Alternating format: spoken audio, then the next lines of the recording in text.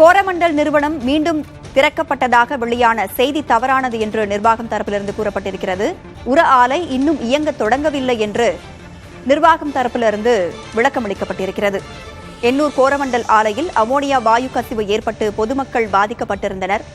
இந்த நிலையில் தற்காலிகமாக அந்த ஆலை மூடப்பட்டிருந்தது. மக்களுக்கு பாதிப்பு ஏற்பட்டதால் ஆலை இயங்க தமிழ்நாடு மாசு கட்டுப்பாட்டு வாரியம் தடை விதித்திருந்தது.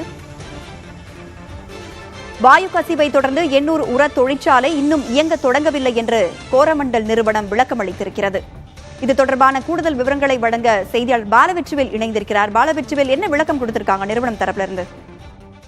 ராதா, கடந்த 27ஆம் தேதி எண்ணூரில் உள்ள கோரமண்டல் உர தொழிற்சாலையில் இருந்து குழாயில் அமோனியா கசிவு ஏற்பட்டது. இதன் காரணமாக அங்குள்ள சின்னக்குப்பம், பெரிய குப்பம் மற்றும் தாளங்குப்பம் கிராம மக்கள் பாதிக்கப்பட்டனர். பலரும் மருத்துவமனைக்கு அனுமதிக்கப்பட்டிருந்த நிலையில தமிழ்நாடு மாசு கட்டுப்பாட்டு வாரியம் அங்குள்ள நீர் மற்றும் கடலின் நீர் மாதிரிகளை எடுத்து பரிசோதனை செஞ்சாங்க.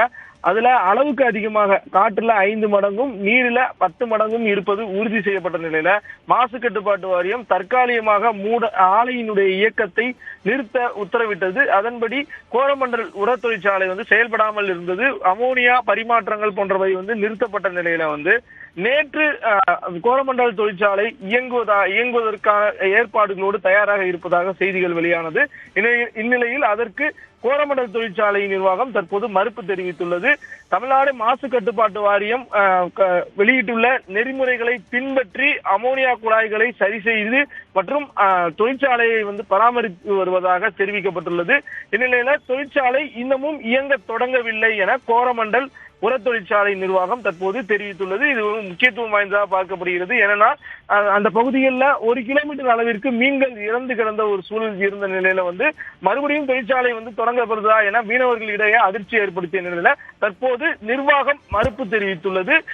வரும் ஜனவரி 2ஆம் தேதி பசுமை தீர்ப்பாயத்தில் இது குறித்தான வழக்கு விசாரணைக்கும் வருகிறது. ராதா, மாசு கட்டுப்பாட்டு வாரியம் என்னென்ன நெறிமுறைகளை பின்பற்ற வேண்டும் அப்படின்னு சொல்லியிருக்கிறாங்க. தற்பொழுது வரை என்னென்ன ஆய்வுகள் எல்லாம் அந்த ஆலையில நடத்தப்பட்டுச்சு பாலவெற்றிவேல்?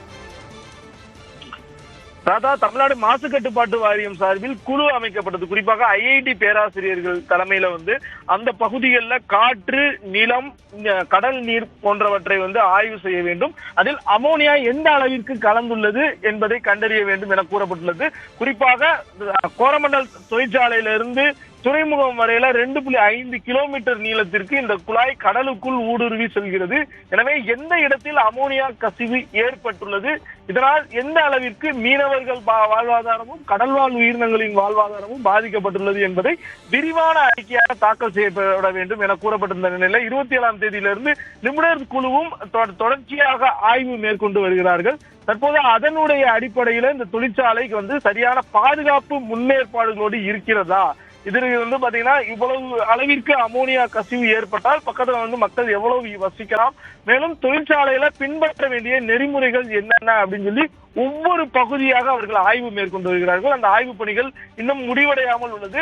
அனைத்து விதமான ஆய்வு பணிகளும் முடிவடைந்து தொழிற்சாலை இயங்குவதற்கு பாதுகாப்பாகவும் தயாராகவும் இருக்கிறது என்பது தொடர்பான சான்றிதழை ஐஐடி நிபுணர் குழு தமிழ்நாடு மாசு கட்டுப்பாட்டு வாரியத்திடம் கொடுத்த பிறகுதான் அவர்களுடைய உத்தரவின் அடிப்படையில் கோரமண்டல் தொழிற்சாலை செயல்பட முடியும். எனவே இந்த கடந்த ஒரு 5 நாட்களாக இந்த பணிகள் தொடர்ச்சியாக ஆய்வு பணிகள் நடைபெற்று வரும் நிலையில தொழிற்சாலை தற்போது இயங்கவில்லை என நிர்வாகம் தெரிவித்துள்ளது. ராதா, உர ஆலை இயங்க தொடங்கிவிட்டது என்ற செய்தி வெளியான நிலையில் தற்பொழுது இன்னும் இயங்கவில்லை என்ற நிறுவனம் தரப்பிலிருந்து விளக்கம் அளிக்கப்பட்டிருக்கு. விளக்கம் தொடர்பான விவரங்களை வழங்கியமைக்கு நன்றி பாலவெற்றிவேல்.